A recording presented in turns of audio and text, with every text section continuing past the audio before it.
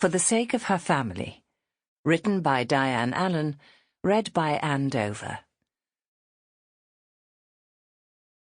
Chapter 1. Yorkshire Dales, 1912. The screams carried up into the high pasture.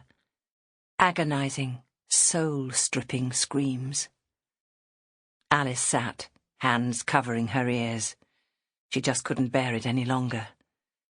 When was it going to end? Surely the doctor could make it stop. In defiance of the screams, she kicked her boot into the hard, frost-filled ground, not bothering that the solid earth hurt her foot. Bess Bentham's husband and children had watched helplessly as her condition deteriorated, turning her from a beautiful, buxom woman to a frail, skeletal form. For months she'd struggled to perform chores around the farm or look after her family. The aged country doctor's fees were something they could ill afford, so Bob Bentham had delayed as long as possible before sending for him.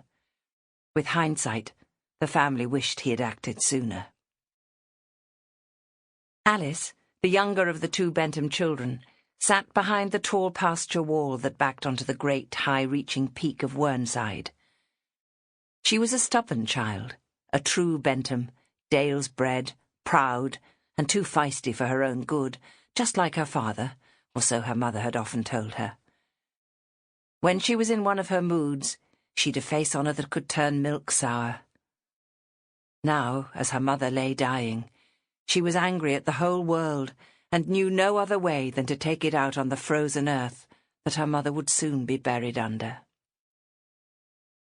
Shivering, Alice got to her feet, pulling her jerkin around her. The bottom of her skirt was stiff where she'd got it wet going through the farmyard. It was November and bitterly cold. Already the highest points of Whernside were capped with a covering of snow. Shoving her fingerless mittened hands into her pockets, she looked towards the farm and thought about her mother lying on her deathbed. Much as she wanted to be by her mother's side, Alice couldn't have endured another minute in the low-beamed house. For days, the smell of death had filled every nook and cranny, making it unbearable.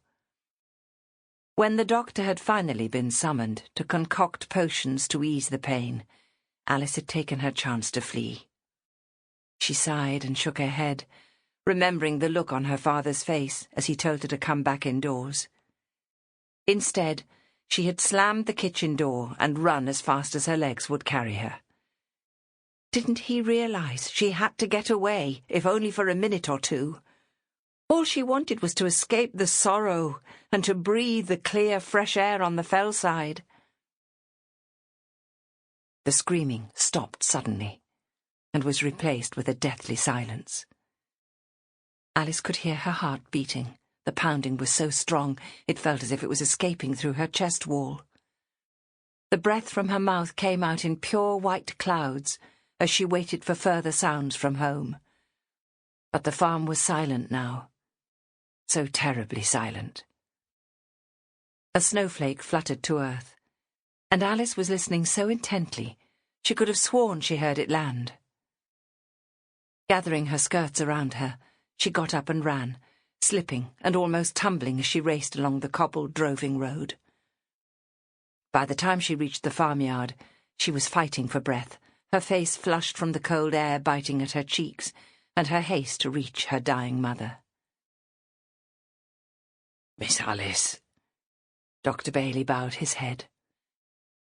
It pained him having to break the news to this young lass, knowing how the words he was about to say would change her life. I'm afraid your mother died a few minutes ago. You have my condolences. Now, go and join your father and brother. I'm sure you will find comfort in one another's grief. His face was grey and sombre as he mounted the gig, pulling a wool blanket over his knees to guard against the bitter wind before lifting the whip to stir the two patient bays into motion. He paused for a moment, as if uncertain whether to offer guidance, then said, Your mother loved you. She'd have wanted you to show the same love to your father and brother. Sample complete. Ready to continue?